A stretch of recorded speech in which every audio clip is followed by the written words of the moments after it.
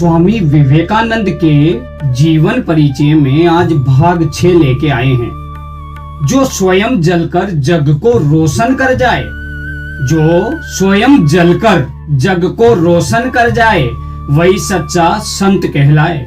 जिसने भारत का मान बढ़ाया, स्वामी विवेकानंद ने विश्व को मानवता का मार्ग दिखाया।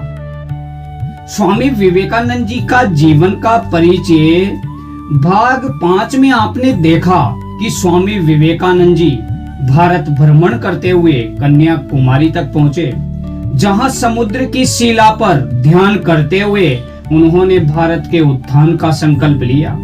अब भाग 6 में जानते हैं कि कैसे वे विश्व धर्म सम्मेलन में पहुंचे और पूरे विश्व में भारत की आध्यात्मिक संस्कृति का डंका बजाया।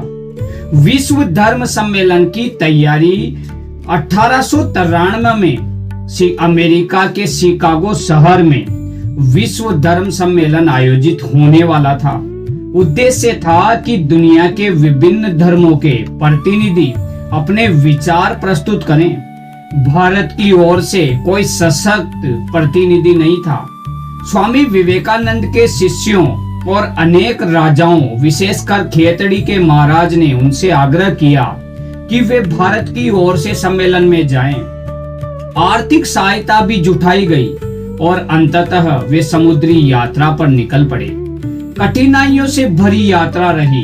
अमेरिका पहुंचने के बाद उन्हें पता चला कि सम्मेलन में भाग लेने के लिए आधिकारिक परिचय पत्र आवश्यक था।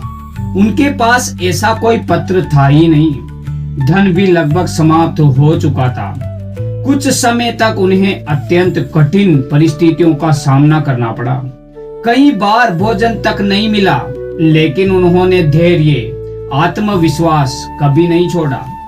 इसी दौरान उनकी मुलाकात हार्वर्ड विश्वविद्यालय के प्रोफेसर जॉन हेनरी राइट से हुई।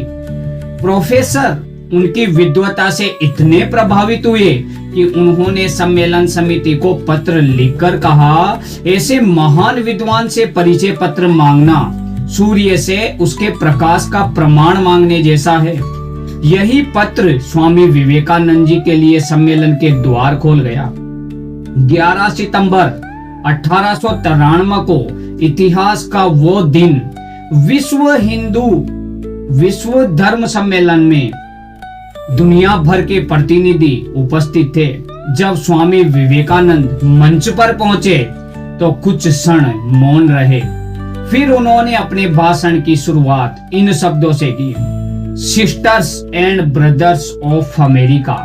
इतना सुनते ही पूरा सभागार लगभग 2 मिनट तक लगातार तालियों से गूंजता रहा। लोगों ने पहली बार किसी वक्ता के मुख से इतना आत्मीय संबोधन सुना था।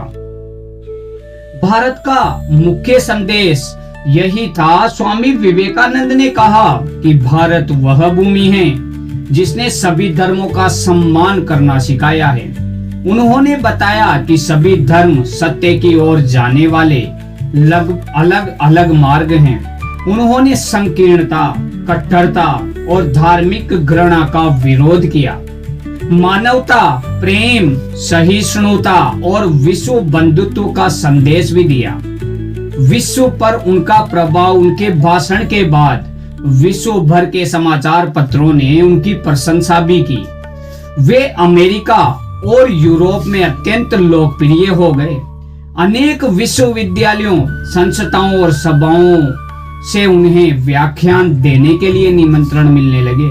उन्होंने वेदांत, योग के सिद्धांत और सरल भाषा में समझाया।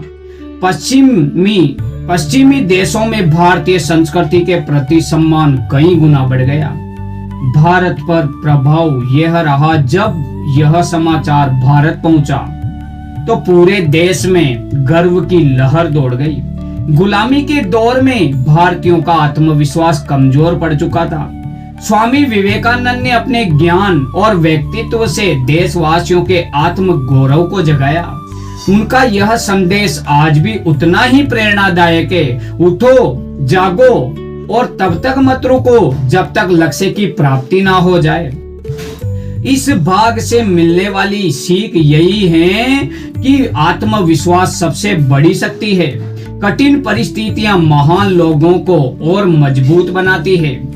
ज्ञान और चरित्र से पूरी दुनिया जीती जा सकती है। सभी धर्मों का सम्मान करना ही सच्ची मानवता है। अपने देश और संस्कृति पर गर्व करना चाहिए। जय हिंद, जय भारत।